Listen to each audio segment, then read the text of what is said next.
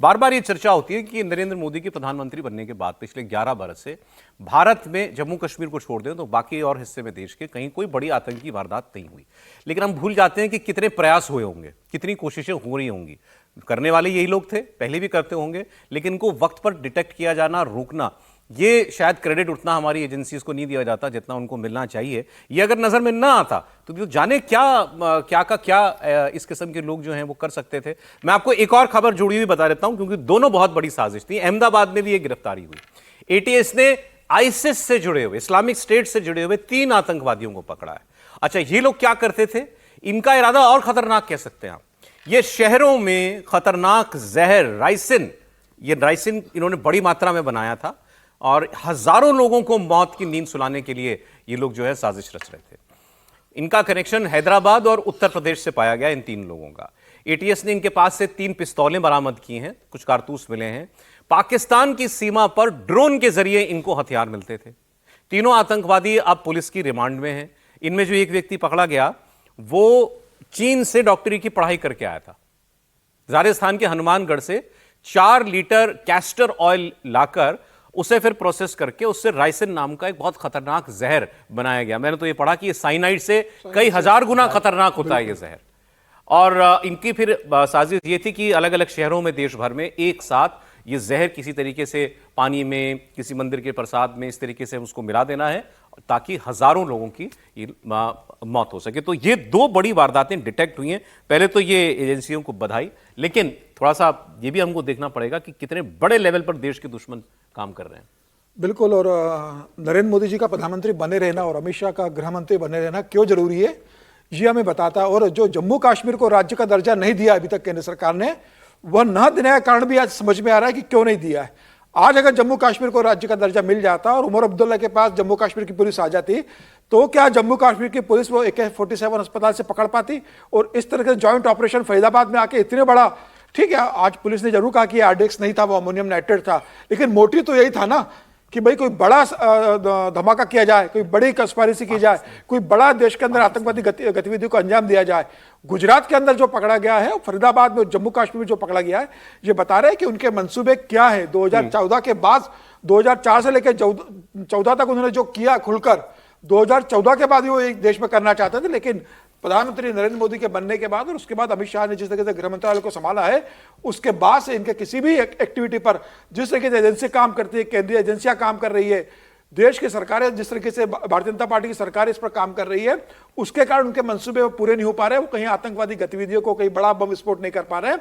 और मुझे लग रहा है कि यही कारण है कि देश को भी प्रधानमंत्री मोदी की और अमित शाह की जरूरत है कि इस तरह के जो लोग हैं, यूपी में आप देखो, योगी आदित्यनाथ ने किस वो बाबा छांगुर बाबा को पकड़ा था, किस तरीके से धन परिवर्तन का कितना बड़ा रैकेट चला रहा था। तो जब तक इस तरह के लोग सत्ता में रहेंगे, अमित शाह जी गृह मंत्री के रूप में, योगी आदित्यनाथ मुख्यमंत्री के रूप में उत्तर प्रदेश के, ऐसे लोग पकड़ाई में आते रहेंगे। और ऐसे एक नहीं, अभी हिंदुस्तान में और जगह है जो इस तरह की योजनाएं बना रहे होंगे और आने वाले साल में वो भी पकड़ाई में आएंगे। ये बहुत बड़ा मॉड्यूल था। अगर ये पकड़ाई में नहीं आता तो 300-350 किलो के करीब था। ठीक है, बिल्कुल वही सबसे बड़ी बात। दूसरा भी ये जो ये बड़ी मात्रा में ये जो केमिकल मिला है गुजरात के अंदर, इससे ये जाने क्या कर सकते थे। तो चलेंगे, अच्छी कामयाबी हमारी एजेंसीज को जो है मिली है। हाँ जी, 3 टिप्पणी बस करना चाहूंगा। ये बात बहुत स्पष्ट करता है कि जो लोग ये नैरेटिव करते थे कि भाई ये गुमराह बच्चे हैं, पढ़े लिखे नहीं हैं, अनएम्प्लॉयड हैं, इस थियरी को ये डिबंक करता है।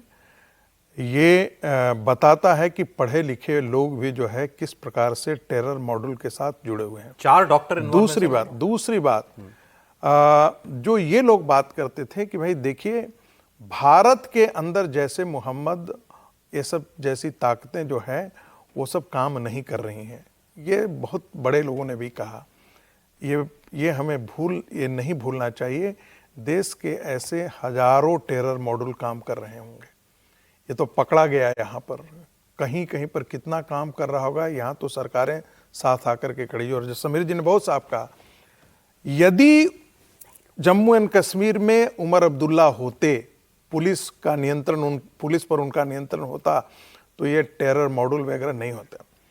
उस समय जब ऑपरेशन होता था तो जम्मू कश्मीर डॉक्टर्स जो है वो टेररिस्ट आते थे और अपना कपड़ा उतार करके इस्लाम के जिंदाबाद के नारे लगाते थे, उनका ट्रीटमेंट करते हुए उनके शहीद होने की यात्रा में शामिल हुआ करते थे। ये डॉक्टर लोग शामिल हुआ करते थे और वे लोग शामिल हुआ करते थे जो वहां पर ऑलरेडी ऑन ड्यूटी हुआ करते थे, ये वहां के अफसरों ने बताया। तो ये बात हमको ध्यान में रहना चाहिए, सतर्क रहने की आवश्यकता है और मुझे तो लगता है कि पूरे देश के अंदर इस प्रकार का सर्च ऑपरेशन जारी किया जाना चाहिए। एक मॉडल नहीं, कई ऐसे मॉडल बस्ट करते हुए आपको मिलेंगे।